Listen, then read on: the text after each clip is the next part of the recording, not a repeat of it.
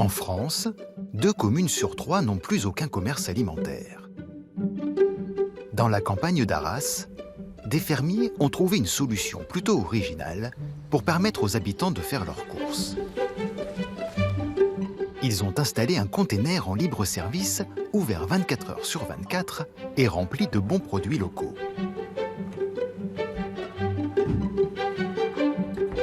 Jacques Leroy, le garagiste du village, est un fidèle client. Toujours un petit billet de 5 € sous la main pour aller acheter son beurre. Hop. Nous voilà arrivés. Voilà. Hop. Vous avez le choix, vous avez les œufs, il y a quelques légumes, voilà, il y a même les pommes de terre. La particularité de cette épicerie, c'est le mode de paiement. On se sert soi-même, on paye en liquide et on prend sa monnaie soi-même. Voilà. Donc il y a même une calculette pour faire ses comptes. Et après, on met l'argent dans la boîte aux lettres. Voilà. Et on prend sa monnaie juste sous la flèche, dans l'assiette verte. Je récupère mes 2,20 €. 2 € et 20 centimes. Voilà. Ici, on cultive la confiance. C'est écrit sur la porte, toujours ouverte. Les épiceries de village font partie de notre patrimoine. On y a tous de jolis souvenirs d'enfance, de paquets de bonbons achetés avec ses sous et de listes de courses à rapporter à la maison. Mais l'essor de la grande distribution à partir des années 70 a changé les habitudes de consommation. Plus de choix, des prix attractifs, de grands parkings, les hypermarchés ont poussé la plupart des petites épiceries à baisser le rideau. Dans les villages reculés, s'alimenter est devenu un réel problème et l'absence de commerce réduit l'attractivité d'une commune. Alors, un peu partout, des passionnés de la ruralité cherchent des solutions pour les faire revivre sous de nouvelles formes. Celui-là, il est magnifique, celui-là.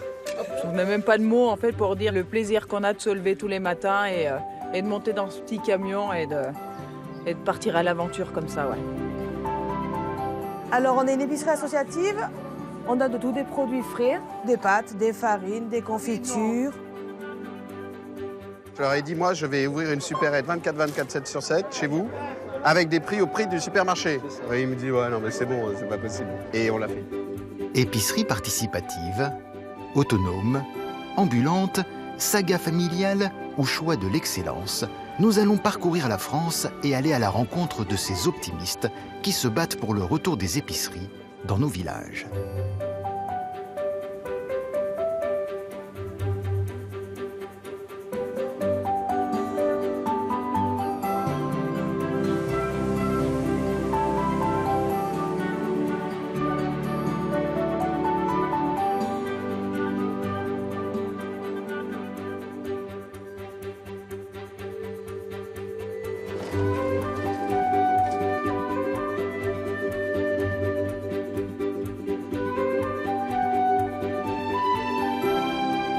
Ça va être du tonnerre, ça. Hein.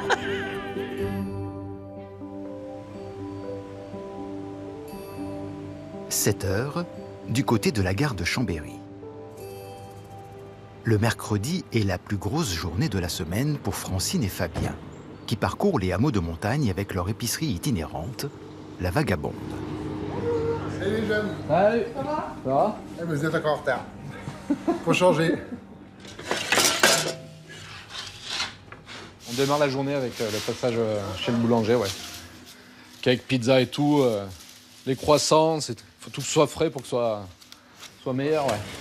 Ce matin, il va y avoir peut-être une dizaine d'arrêts. Et puis, ouais, dans la journée, peut-être une vingtaine, ouais. Ouais, là, ça pousse. Donc, faut essayer de rester un peu dans les temps. Et donc, c'est parti, ouais.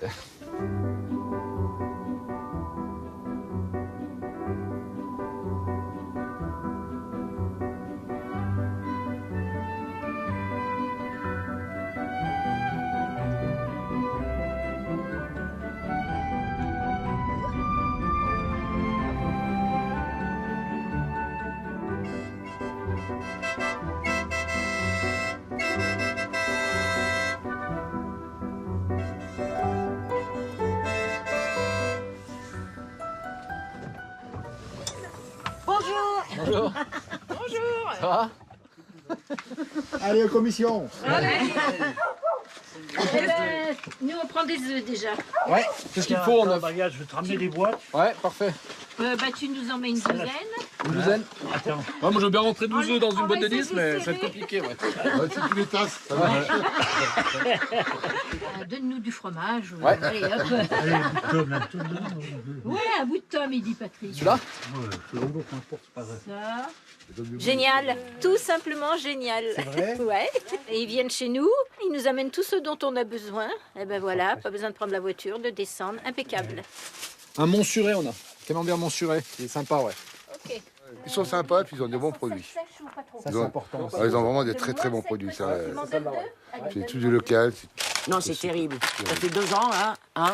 Ouais, bah 12 ans, ouais. Ça y est. Ah bah oui, mais surtout les produits, il y a des fromages, Il y a tout. il y a vraiment ça, les champis.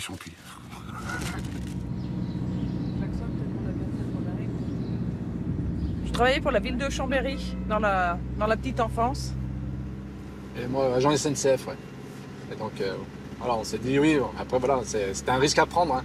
C'est sûr que on s'est dit, on va tenter cette histoire. Mais on voulait voilà, remettre du sens vraiment aussi dans nos vies. Ouais. C'est ce qui a fait aussi qu'on a tenté l'aventure. Les gens nous ont dit, quand même, vous avez des bonnes places.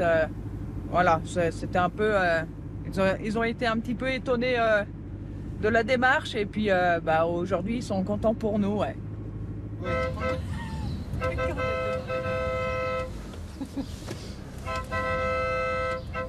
Merci. Alors ici, c'est la pause café, ici. Ah bon? Tu vois, ouais, regarde. café. Merci. Voilà. Ça va les pilous? Ouais, et toi? Ça va. Ce café, il fait du bien, ouais. Il passe bien. Il passe de mieux en mieux en plus. Hein. Ah oui, là, oui. Ah bah celui-là va bien passer. Voilà. Parfait. C'est sûr que ça va réchauffer. Tiens. Francine, un tout petit peu. Un tout Ouais. petit peu comme d'hab. C'est rare quand il n'y en a pas. Hein. Ça va arriver, mais... Yvette, tu attaques ou... Moi, je vais attaquer, ouais. Alors, il faut 6 steaks hachés, s'il te plaît. Un petit citron, moustinguette. Vous avez votre petite liste? Ouais, c'est mieux, mais on prend toujours autre chose à la place. Les fois, on se demande pourquoi on les fait. C'est des penses bêtes. Tiens, les creusets et les lentilles. Je pense qu'on est bon. Hein. Au début, c'était des petits paniers à 10, 20 euros. Au début, tout doucement, c'est monté. Puis maintenant, ouais, c'est vrai qu'au bout de 2 ans, les gens ils ont vu que c'était des bons produits et tout, donc ils font des beaux paniers. Ouais. 35. En moyen, ouais. 35, quoi. Ouais. Et voilà, on a des paniers, des fois, qui montent à pratiquement 200. Au sommet. Ouais. Bon, allez, là, par contre, on va vous laisser aller au soleil, là-haut. Hein. Ouais, parce que là, j'ai l'impression qu'elle va geler sur place, donc il faut y aller quand même. Elle va nous en voir. Ciao, les amis. Allez. Philippe, à bientôt. Salut, ciao. Francine et Fabien ont choisi dès le départ de limiter le nombre de kilomètres de leur tournée. Une sage décision, confortée par l'augmentation inattendue du prix du gasoil. Bah déjà, nous, on trouve qu'il n'y a pas de sens si on fait vraiment trop de kilomètres, déjà. On a fait une espèce de périmètre pour justement pas avoir trop de kilomètres à faire. Puis on s'est dit, ça n'a aucun sens si on commence à faire 100 km dans la journée pour faire de la proximité et faire des 100 km dans la journée. Donc on a à peu près sur la semaine 300 km, donc ce qui n'est pas énorme quand on voit tous les villages qu'on dessert. Ouais. Le couple travaille sans relâche, mais le modèle économique a ses limites. 54,35. 54,35. Hop là. Voilà. Putain, il va faire beau en plus. Parfait. Le camion ambulant ne peut générer qu'un seul salaire. L'essentiel n'est pas là. Travailler avec des producteurs locaux et être utile, c'est ce qui leur donne le sourire chaque matin. Ben nous, on se fait tellement plaisir. Voilà, d'avoir créé ça, c'est tellement bien que voilà, on a envie de continuer.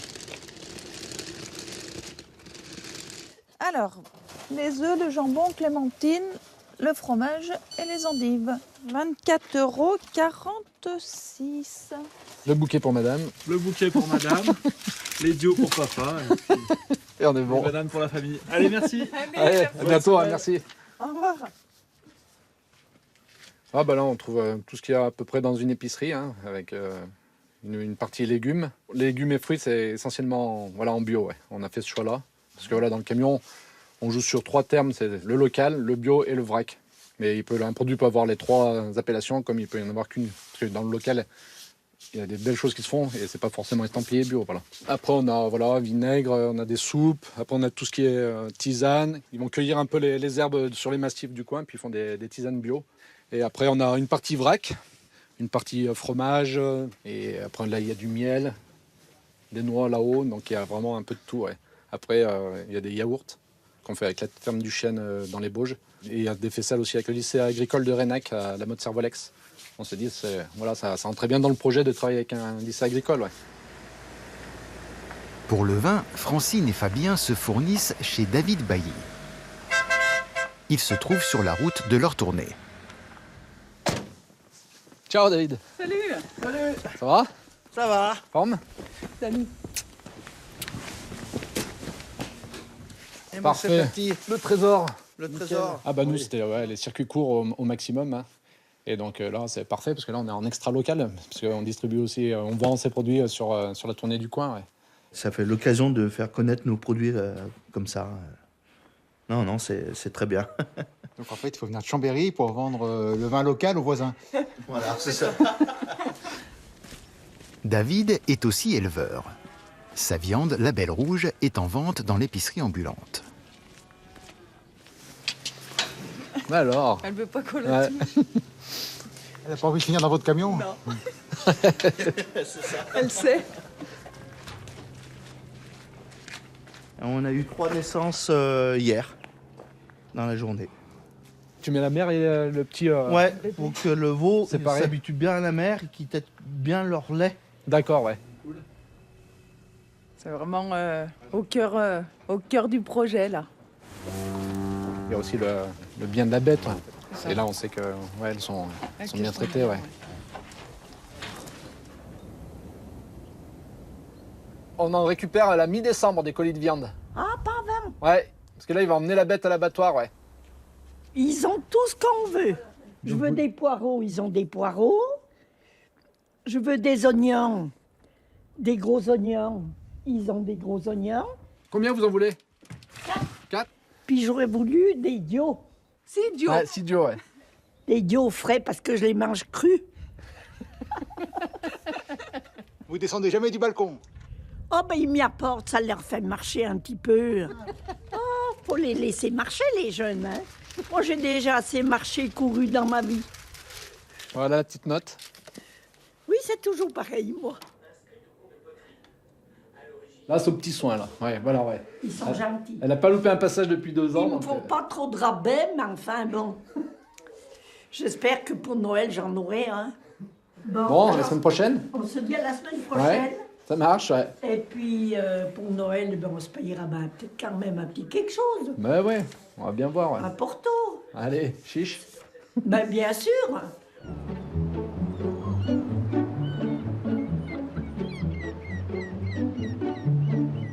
Saint-Valahougue, en Normandie, 1800 habitants. Dans la rue principale, il y avait autrefois une quinzaine d'épiceries. Toutes ont disparu avec l'essor de la grande distribution. Toutes, sauf une, qui résiste avec panache aux épreuves du temps depuis 1889.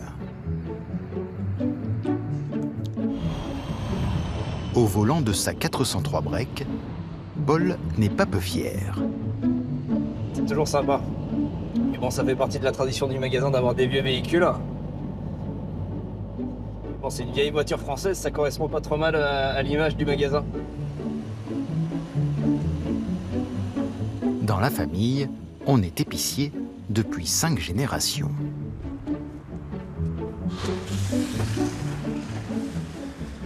Alors la crèmerie, où là on va retrouver ma sœur. Ça c'est son rayon. Elle fait aussi d'autres choses dans le magasin. Bonjour.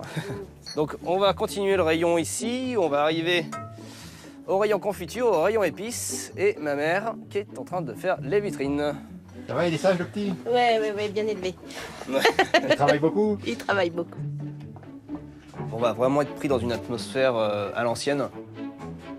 Les vieilles poutres, toutes les façades de caisse-bois qu'on peut avoir à droite à gauche. Et en parlant de vieillerie, mon père qui sort du bureau. Voilà.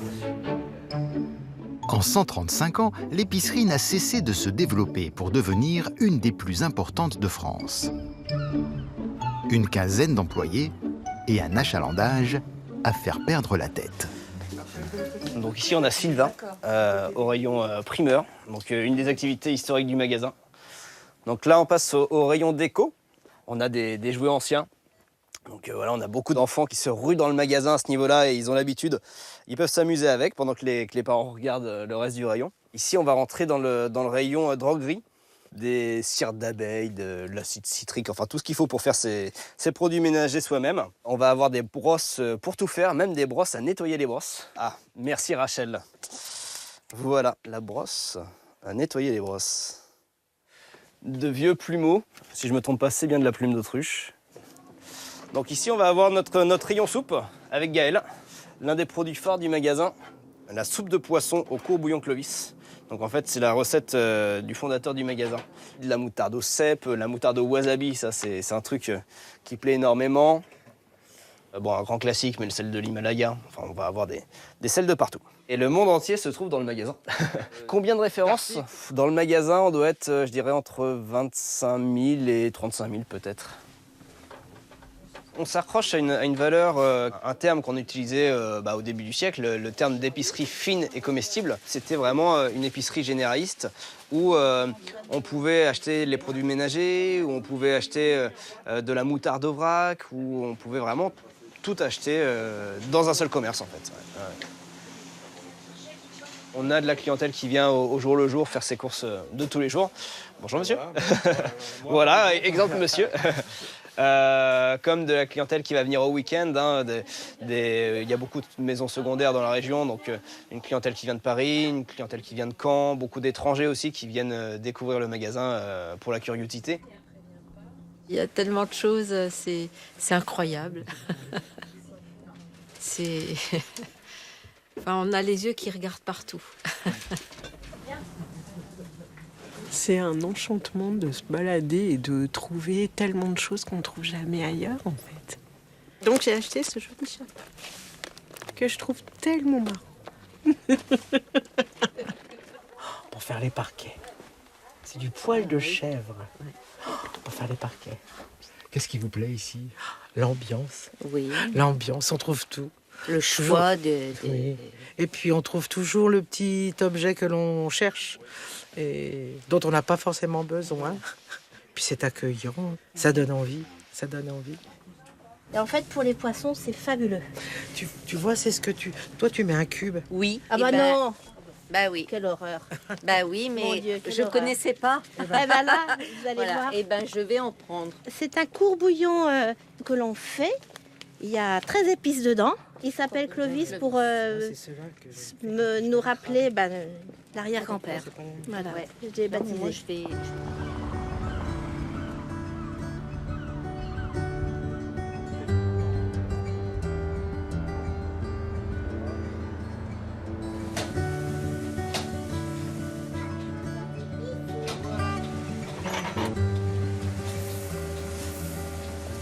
Alors, on va aller regarder les vieilles photos avec Naël. Attention.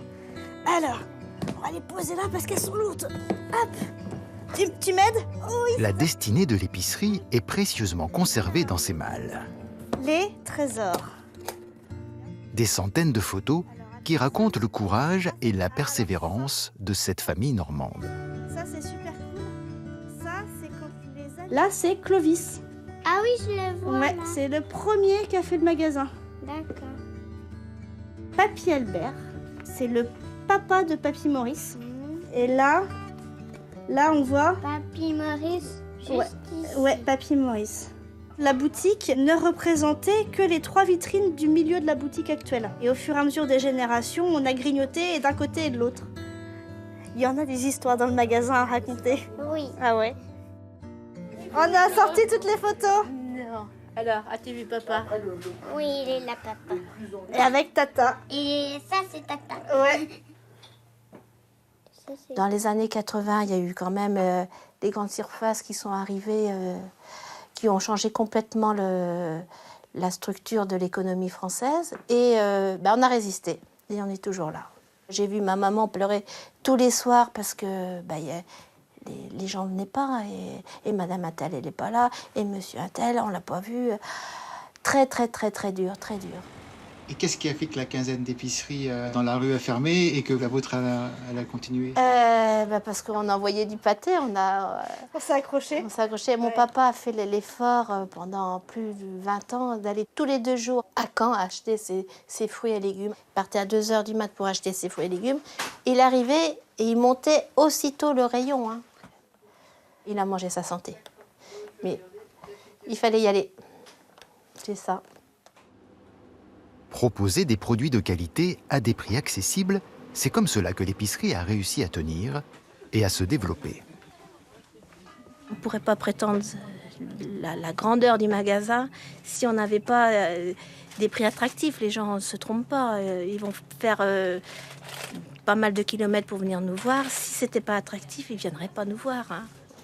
À partir des années 90, une idée fait entrer l'épicerie dans la cour des grandes maisons. Créer des étiquettes personnalisées. Pratiquement tous les produits présents dans le magasin sont estampillés au nom de la famille. C'est vraiment une marque qui est déposée et c'est une marque de sélection. Et donc il y a beaucoup de clients qui connaissent notre manière de sélectionner les produits, qui savent qu'on atteste vraiment de la qualité. Après voilà, on cherche vraiment à retrouver le goût qui nous plaît en fait. Ouais. Voilà. On a une façon de voir l'épicerie, de sélectionner, de connaître ce métier. On est vraiment épicier, on n'est pas distributeur. Voilà. On a reçu plein de nouveautés, avez-vous vu? À manger tout de suite? Oui. Bien fait? Oui. Ouais, vous allez vous régaler là. Ah ouais, j'en doute pas. Impeccable, merci. Bonne journée, au revoir. Là, c'est que du pinot noir, 24 mois de fût.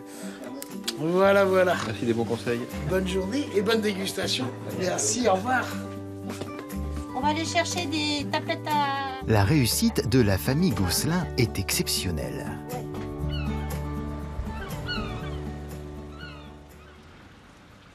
Maintenir une épicerie dans un village est de plus en plus difficile. Concurrence des grandes surfaces, pression des centrales d'achat, gestion des stocks et des denrées périssables, marge très faible, la plupart des épiciers baissent le rideau. Comme à Vienne-le-Château, dans la Marne. Un charmant village de 550 habitants. Le maire, M. Schneider, avait tout fait pour que l'épicerie au petit marché soit viable économiquement.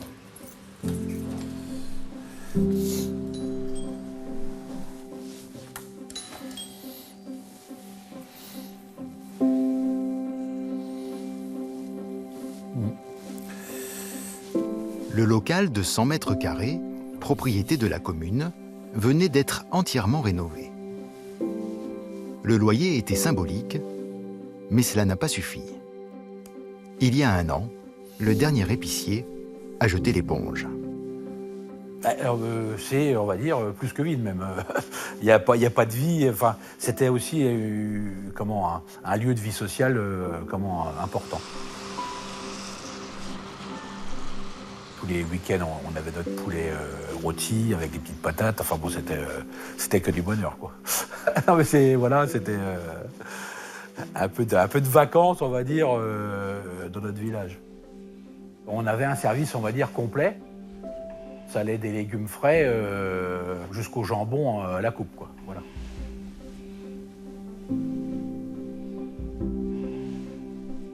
On avait un beau truc, hein, et moi j'ai un peu de nostalgie d'ailleurs. Je dis pas que c'est un cimetière, hein, c'est pas le mot, hein. Mais on aimerait tellement remettre un peu de vie là-dedans. Ça va être notre objectif.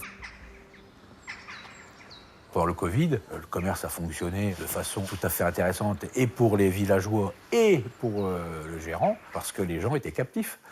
Voilà, donc une fois qu'on reprend, on retrouve sa liberté, eh bien on reprend les habitudes, on va dire, de grande consommation, quoi, enfin de consommation sur les grandes surfaces. Avec mon prédécesseur, donc ça doit faire 20 ans à peu près qu'on se bat pour conserver des services ici dans le village. Aussi que les gens comprennent que, bien, on compte sur eux aussi pour que ça fonctionne. voilà, il faut aussi un minimum de débit dans les petits commerces pour que ça tourne. Si vous travaillez comme un dératé jour et nuit et puis que vous sortez un salaire même pas équivalent au SMIC, et à un moment, vous vous dites, bon sang, à quoi ça sert, à quoi ça sert? Mais bon, on va trouver d'autres solutions. Bon, il faut absolument qu'on en trouve d'ailleurs, voilà. Et si une des solutions était le libre-service? Clé, en Charente, est un joli village de 1000 habitants, entouré de vignes, connu surtout pour son église romane, classée aux monuments historiques. Mais depuis un an, Clé est sous les feux de la rampe grâce à ce mobil-home habillé de bois. Une épicerie 100% autonome, ouverte 24 heures sur 24, dans laquelle on entre avec un QR code. Voilà. Et la porte s'ouvre. On n'a plus qu'à rentrer. Christine vient y faire son plein de courses une fois par semaine. C'est très pratique, on trouve tout ce qu'on veut. C'est vraiment l'idéal. On achète vraiment que ce qu'on a de besoin. On ne fait pas comme dans les grandes surfaces où on tourne et on achète des choses auxquelles pas nécessaires. Et le fait qu'il n'y ait personne, ça vous dérange pas? Ah non. Personne à l'intérieur, pas de vigile, pas d'employé pour la caisse. Ici, on fait tout seul. Alors maintenant, on présente notre carte. Voilà. Et après, on scanne nos produits. On fait caissière. Vous voyez, la viande, c'est très bien. C'est emballé, c'est par deux. 36,62. Donc là, on fait passer au paiement. Oui, c'est bien correct pour tout ce que vous avez acheté. Ah ben, plus que correct, oui. 36 €, je serais allée en grande surface.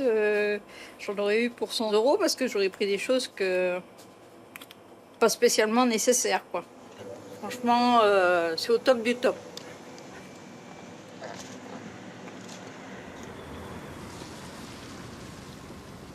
Margot est une des salariées de l'enseigne. Pour assurer le fonctionnement de ses épiceries en libre-service, elle parcourt la région et gère 3 ou 4 points de vente. Première étape, la mise en rayon des marchandises, livrées en toute autonomie par les fournisseurs. Donc le stockage des chambres froides qui nous permet aujourd'hui d'avoir une livraison autonome pour nos livreurs. C'est-à-dire que vu que nous ne sommes pas là en permanence, ça permet à nos livreurs de venir nous poser les produits dans les chambres froides en sécurité à tout moment, et ce qui permet d'avoir une autonomie pour tout le monde. Par exemple là, j'ai le producteur de viande qui est passé, qui m'a déposé les produits de la semaine. Le métier d'apicier, c'est d'avoir en gestion plusieurs supérettes. C'est ce qui permet aujourd'hui clairement d'avoir un modèle économique qui est viable avec un service sur une plage horaire aussi large. L'enseigne a un partenariat avec un grand distributeur pour la plupart des produits et un programme avec des producteurs locaux pour les œufs, les légumes ou la viande par exemple. Vous êtes donc totalement libre dans la supérette, un supermarché classique. Vous allez trouver tous les univers. De l'épicerie sucrée, des produits locaux, des fruits et des légumes, du snacking. Et l'idée, c'est que vous avez 700 références de produits qu'on vous propose aujourd'hui avec des tarifs supermarché. C'est vraiment ça qui est important pour nous. Vous proposez un service de proximité avec des tarifs cohérents et surtout une liberté d'utilisation. Tout ça sous l'œil des caméras, donc intérieur-extérieur. Donc les gens savent qu'ils sont filmés. Pour rentrer, il faut qu'ils s'identifient.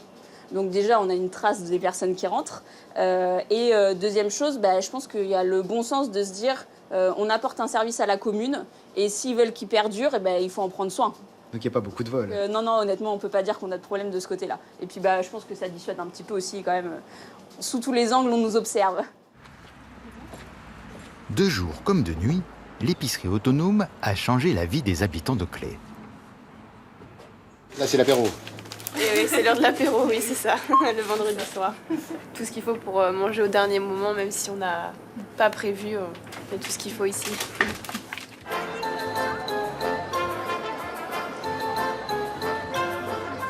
Ce matin, c'est la fête au village.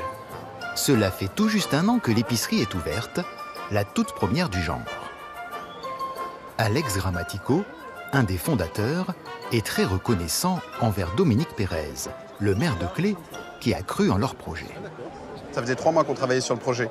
Et je me souviens, moi je suis arrivé au conseil avec un petit dossier avec des schémas et je leur ai dit, moi je vais ouvrir une supérette 24/24, 7 sur 7 chez vous, avec des prix au prix du supermarché. Et il me dit, ouais non mais c'est bon, c'est pas possible. Et on l'a fait. On s'est inspiré d'un concept suédois qui existe depuis 2017.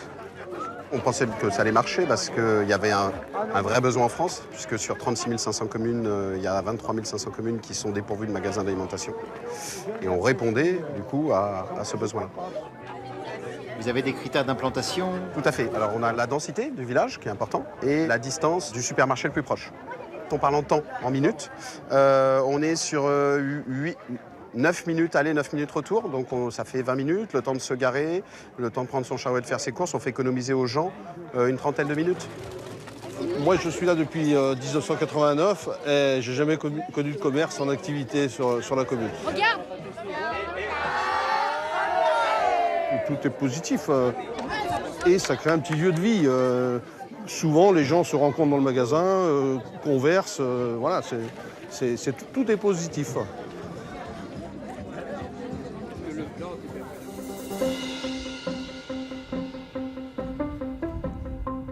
Dimanche matin, il fait moins 2 degrés à Saint-Privat-du-Dragon, en Haute-Loire. Le dernier commerce a fermé ses portes il y a 45 ans. Il fait pas très chaud ce matin. Mais depuis quelques mois, On aura un peu de monde. le village de 162 habitants reprend vie. Allez, ouverture des portes. Une poignée de bénévoles a décidé d'ouvrir une épicerie participative. William, qu'est-ce qu'il te fallait du coup? Je vais me prendre des croissants et puis je vais me prendre 2 pains au chocolat. Allez, je te et laisse... 3 croissants. Je suis un des premiers clients le dimanche matin. C'est le bonheur? C'est le bonheur. Ouais, 5 viennoiseries. Et là, je peux prendre un pâté de campagne. Je t'en mets? Ouais, moi tiens. 5,50, tu vas mettre avec le pâté. 7 € le pâté. Une épicerie participative, ce n'est pas tout à fait un commerce, même si cela y ressemble. Parfait, William. C'est une association animée par des bénévoles. À mardi? Le local est mis à disposition par la mairie. Il n'y a pas de salaire à payer ni de charges à honorer, ce qui permet de vendre les produits à prix coûtant. Pour avoir le droit d'y faire ses courses, il faut payer une cotisation annuelle de 3 € et dans l'idéal, donner un peu de son temps. Je suis retraitée agricole. Je suis la doyenne de l'équipe. Je suis fille d'agriculteur et je suis salariée agricole le reste de mon temps. Toute ma vie, j'étais fleuriste. Rien à voir, mais j'ai l'habitude de recevoir des gens, de les accueillir. Ça ne me gêne pas du tout. Voilà. Alors, on est une épicerie associative. On a du pain frais, des viennoiseries en libre service. Et plein de produits de conserve, principalement, en bio et en conventionnel. On travaille avec des producteurs locaux, au même prix que chez le producteur. C'est ça qui est important. C'est ce qu'elle m'a dit, oui. Voilà, donc on a de tout, des pâtes, des farines, des confitures, des sirops. On a de tout, des produits frais. On a quelques yaourts. Voilà, on vous laisse regarder, choisir. On va prendre de la salada. Tu marques, maman, 5 € de pâtes, s'il te plaît. Une confiture sorcière. Oui, c'est quoi? Citrouille, pomme, citron et vanille. Bah, écoutez, c'est surprenant. Et puis en plus, bon, ce sont que des bénévoles. Ils disent 40, monsieur. Et ça me touche beaucoup parce que moi, je fais beaucoup de bénévolat aussi. Merci beaucoup. Merci à vous. Merci pour votre accueil. Bon dimanche. Merci à vous. Le premier commerce est à 7 km. Depuis que l'épicerie participative est ouverte, le quotidien est un peu plus facile. Ça dépanne bien et puis quand j'ai commencé à m'inscrire ici, c'était un peu en pensant pour l'hiver, bon, le jour où les routes sont un peu trop mauvaises. Bon, moi j'habite à 1,5 km, je peux, dans le pire des cas, même venir à pied, quoi, hein, voilà.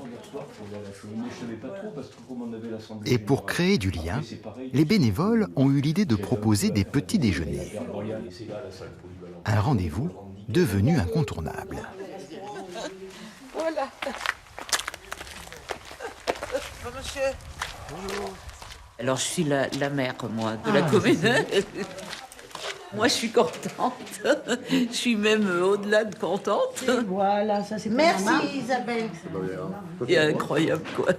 C'est incroyable parce que là, vraiment, on revoit venir au petit déjeuner des gens qui, il y a 35 ans, 40 ans, venaient justement au dernier commerce. C'est un lien social incroyable qui a été créé. Et ça a redonné du peps aux habitants. J'aime bien, c'est chouette, ça fait plaisir. Salut.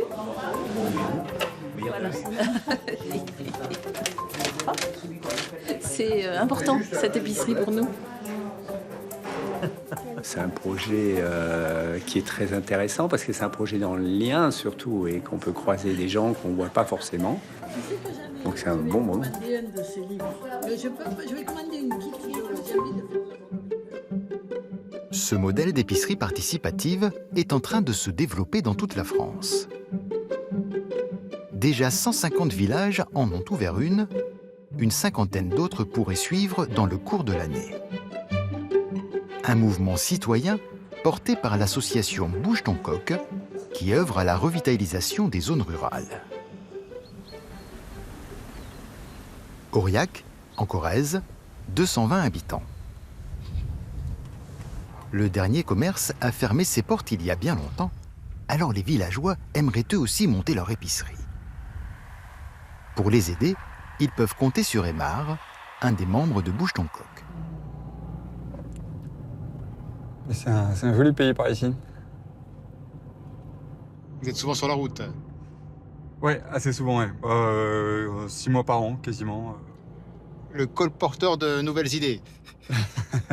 Alors, pour l'instant, c'est toujours la même idée qu'on essaye de colporter partout parce qu'on la trouve excellente, cette idée d'épicerie participative. Mais ouais, ça implique forcément d'aller voir les gens, en fait. C'est quand même le meilleur moyen de faire passer les idées.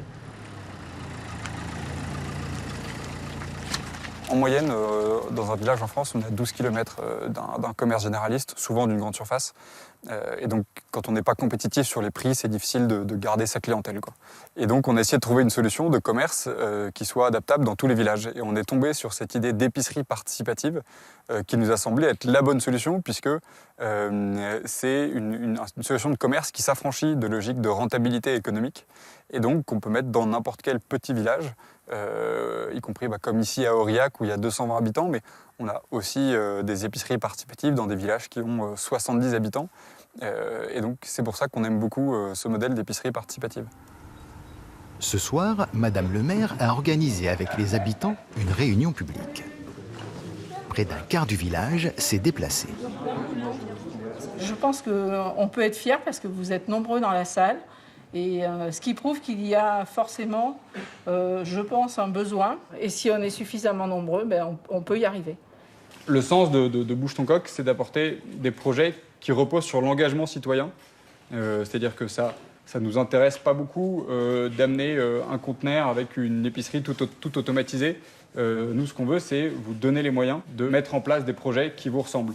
En fait, une épicerie participative, vous supprimez d'une part le salaire, d'autre part le loyer. Et donc les deux principales charges qui pèsent sur un commerce, si vous n'avez pas de charge, vous n'avez pas besoin de dégager de marge. Et donc les produits sont revendus dans l'épicerie au prix auquel ils ont été achetés. La contrepartie, c'est que les habitants doivent mettre la main à la pâte. Il faut donner 2 heures de son temps par mois. Pour être client, il faut être adhérent. C'est sine qua non. Les interrogations sont nombreuses. Mais comment ça va se passer si je suis intéressé par l'informatique, par exemple, on va prendre rendez-vous avec vous. Les produits restent propriété du producteur ou c'est l'association qui achète les produits à l'avance? Des questions très pertinentes, des réponses rassurantes, et on fait la queue pour s'inscrire sur la liste des volontaires. Je suis très intéressé. Je lui passerai certainement plus de 2 heures par mois. Moi, j'ai bon espoir, oui, toujours. Hein. Quand il y a une volonté, il y a un chemin. Donc, normalement, on devrait y arriver. J'espère, en tout cas.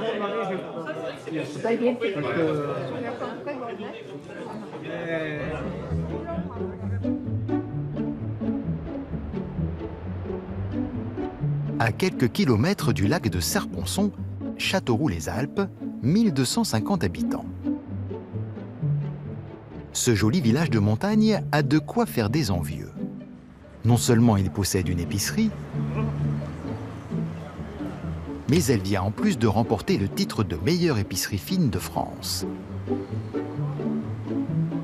À sa tête, Delphine, 24 ans. Non. Vous êtes au courant qu'elle vient d'être élue meilleure épicière de France? Oui, bien sûr, on suit ça de près, évidemment. Et c'est bien mérité d'ailleurs. Quand on rentre ici, on n'arrête pas d'être tenté. Il y a tellement de bonnes choses. Je veux bien du lard nature, s'il te plaît. Ça fait quelques années maintenant qu'on vient et vraiment, c'est le bonheur. Franchement, c'est le bonheur de faire ses courses ici. Il y a le fromage blanc, mais pas que, les fromages aussi, les fromages locaux, les charcuteries qui sont excellentes, les plateaux de raclette qui sont à tomber, les plateaux apéros qui sont très bons, très bien présentés. À chaque fois qu'on en apporte et que des amis viennent nous voir, ils se disent « mais vous avez une chance incroyable ». Donc on en profite. Delphine, originaire du village, n'avait que 20 ans lorsqu'elle a repris l'épicerie de sa tante après des études de commerce.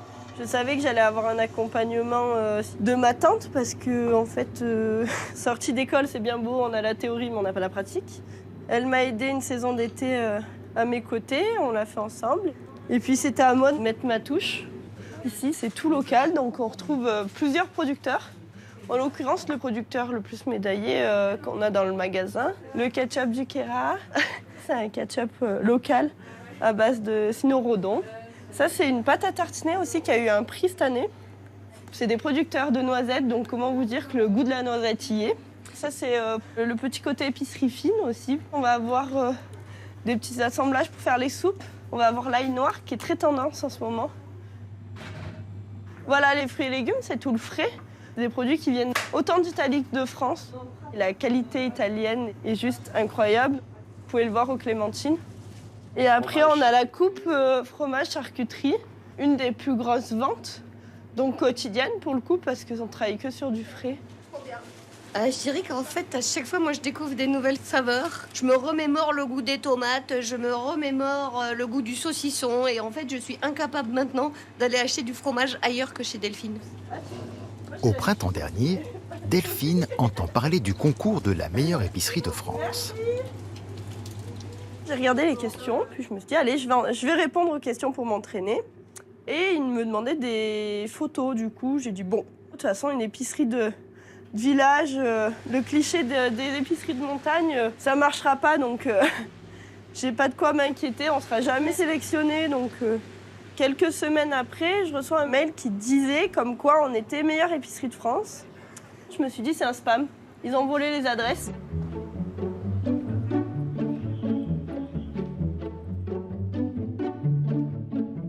Et ça a été le bouche à oreille sur les clients, ils étaient euphoriques. Et eux se rendaient vraiment compte de la chose, moi pas du tout. Ce qui leur a plu, en l'occurrence, c'est la proximité, qu'on soit une épicerie de village et qu'on soit un service aussi. Il fallait quand même qu'il y ait des produits régionaux. Et puis après, il y a aussi les plateaux qui ne sont pas forcément communs. Et puis le fait que j'ai repris l'épicerie pour mes 20 ans, c'est vrai que ça a été un peu la stupeur pour le jury et ça a beaucoup plu. Loin de prendre la grosse tête, la future maman est sur tous les fronts. Elle déneige le trottoir, elle met les bons produits en rayon et elle rend visite à ses producteurs préférés pour aller chercher ses commandes et découvrir les dernières nouveautés. Hey coucou, ça va? Oui, ça va et toi? Oui. Hop, là c'est les grosses truites du coup. Nous on élève et on transforme la truite arc-en-ciel ici, ouais. J'ai déjà le masque, j'ai déjà le pull violet. Ça c'est les filets fumés tranchés que Delphine vend dans son épicerie. J'ai des clients qui viennent exprès pour les filets de truite de la ferme aquacole. Ouais. Ah, je savais pas ça. Ça, oui, c'est vrai. C'est notre saumon de Noël pour nous, chez nous. Et puis l'été, t'en prends pas mal aussi. De toute façon, c'est hyper saisonnier, quoi. C'est Noël, l'été et un petit peu en février. Ouais. À 10 km de là, la fromagerie de la Durance, plusieurs fois médaillée et fournisseur officiel de raclette de Delphine. Moi, je viens souvent quand je suis en rupture et que tout ce qu'ils m'ont livré, je l'ai vendu. Et je viens souvent me ravitailler, surtout en raclette, du coup, l'hiver. Là, c'est le coffre-fort. Ouais. Alors, il n'y a pas beaucoup de raclette. On est... Si on vous dit qu'on est en rupture de stock, on est en rupture de stock. Comment ça? Comment ça, on est en rupture de stock? Elle est goûtue, elle est extrêmement fondante, donc elles font bien, c'est-à-dire qu'elle va pas trier le gras et on va pas avoir un côté gras et un côté fromage. C'est vraiment le fromage coulant. Ça, et puis après, ils font plein de raclettes aromatisées. Donc on a l'ail des ours, la sarriette, le trois pommes, le piment d'Espelette, la truffe d'été. C'est celle qu'on me demande depuis le mi-octobre et que je sors que pour les fêtes. Et après, les nouveautés là, c'est cèpe et Maurice. Ah, mais ça, je savais pas. C'est la prochaine à la carte. Renouveler sa carte et proposer des produits toujours plus étonnants, c'est ce qui passionne la jeune épicière. Hello, ça va bien? Elle vient découvrir la nouvelle bière de Clément, un ami brasseur. Oui. Alors ça, c'est notre bière éphémère, c'est un brassin de Noël, qui est donc une bière ambrée au blé fumé, avec dedans des écorces de yuzu, des fèves de tonka et des gousses de vanille. Donc on est sur quelque chose d'assez rond, assez épicé, et, avec des notes d'agrumes assez sympas. Donc, Il m'avait présenté le projet, donc il ne reste plus qu'à goûter. Quand même, avant de récupérer les cartons, parce que si c'est pas bon, on ne récupère pas. toujours goûter. Et oui, toujours goûter, c'est le maître mot. Dans l'épicerie, j'ai tout goûté. C'est ça le secret aussi, il faut toujours goûter le produit. On sent. Qu'est-ce que t'en penses? C'est un petit fruit. Le yuzu et la fève de tonka à la vanille, on sait que ça match déjà ensemble. Le tonka est bien maîtrisé, je pense. Tu peux l'associer à le vin chaud. Ouais, c'est un peu ça. C'est une bière froide, du coup. Ouais. Non, mais oui, mais par contre. Mais sans le côté cannelle et pain d'épices qu'on n'aime pas avec mon associé. Donc on s'est tourné vers quelque chose de plus ça change aussi, ouais. Là, il travaille en profondeur et du coup, ça fait vraiment comme un vin. En fait, on va avoir les premières saveurs et les deuxièmes saveurs et ainsi de suite. Elle s'y connaît bien en bière. On a eu du mal à se placer dans son rayon parce qu'il était bien garni avec déjà des très bonnes bières. Et il a fallu qu'on y fasse notre place. Et j'avoue que ça a été pas dur de convaincre Delphine, mais dur d'arriver à un niveau d'exigence qui permette de se sentir légitime à avoir sa place dans un rayon comme celui-là. Hop. T'en veux un ou deux du coup? Deux, ouais. Deux. Bon, attends, je peux t'en prendre un. Tu sais, on va pas faire porter une femme enceinte, on n'est pas les sauvages. Je me sens inutile. Du côté de Chambéry, les tournées continuent. Quel que soit le temps, la vagabonde dessert les hameaux les plus éloignés. Pour certaines personnes, l'épicerie ambulante est devenue essentielle. Ben oui, parce que moi je peux pas descendre, j'ai pas de facilité, j'ai mon mari qui est malade, c'est compliqué pour moi de descendre. Je peux descendre que le lundi après-midi quand il y a des assistantes de vie. Donc c'est pratique. Pour moi c'est bien et en plus on a des fournisseurs très, très gentils. On est content de vous retrouver toutes les semaines en tout cas. À la semaine prochaine. Au revoir. Au revoir. Au revoir.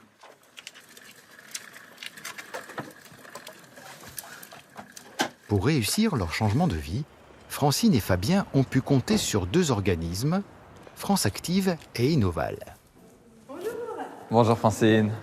Bonjour Fabien. France Active s'est porté garant auprès des banques et Innoval les a aidés à élaborer un business plan et les a suivis pendant plusieurs mois. Parce que le business plan, la première fois qu'on nous en a parlé, on s'est demandé ce que c'était. Ouais. On s'est dit, mais de quoi il nous parle quoi, ouais, voilà. On s'est dit, mais alors on est mal barré là. Et ben là, on est en train de faire le bilan de la deuxième année. On peut se rendre compte qu'on est à peu près à 30% au-dessus du chiffre d'affaires de la première année. Donc on est plutôt content, quoi. Et puis on sent qu'on a posé des bases avec, voilà, on a notre clientèle. Bon, en tout cas, nous, ce qui nous plaît, c'est de voir que c'est un projet qui vit Et Dieu sait que il y en a beaucoup des projets d'itinérance sur l'épicerie, mais il n'y en a pas beaucoup qui arrivent à en vivre aussi bien que vous. C'est que vous avez bien su mener votre barque et que le territoire, en plus, était vraiment le bon endroit pour porter ça. Pour se dégager un deuxième salaire, le couple a un nouveau projet. Décliner la Vagabonde en épicerie fixe avec les mêmes produits locaux. Un village est déjà très intéressé. L'ouverture devrait avoir lieu prochainement. Les épiceries participatives séduisent de plus en plus. Bientôt 200 communes auront rejoint ce mouvement citoyen. Grâce au succès de son épicerie, Delphine a réussi à créer un emploi. Elle a embauché Gaëlle, une habitante de Châteauroux-les-Alpes. Sa nouvelle idée, créer un site internet pour vendre ses bons produits dans toute la France. À Vienne-le-Château, l'espoir renaît. Amandine et son compagnon sont bien décidés à redonner vie à l'épicerie du village. Donc on a plein de projets. Ici, il y aurait de la petite restauration, une épicerie solidaire avec tous les producteurs locaux et des animations, des cinémas une fois par semaine et des ateliers culinaires pour les EHPAD. En un an, l'enseigne d'épicerie autonome a ouvert une trentaine de points de vente. Son ambition, devenir le leader de la distribution alimentaire dans le monde rural, avec plusieurs centaines d'épiceries partout en France. C'est tant pis, c'est pas grave. L'aventure de la famille Gosselin n'est pas prête de s'arrêter. On va aller travailler? Oui. Allez, c'est parti? Allez. Naël a déjà choisi son futur métier. Travailler avec tata. Ça, c'est bien à la crèmerie. Ouais. Faites un gros plan sur les croquants de Madame Belue. Ah, ça, c'est pas mal. C'est vrai que c'est bien adapté pour un montage. Ah ouais. Je suis sûre qu'il fait meilleur ici qu'en bas. Le caméraman. Allez. Allez. Laquelle 5? Sur la télé ou comment? Oui. Ah bon? Voilà. Petite selfie avec le panneau. Avec le panneau? Eh oui. Allez, le panneau.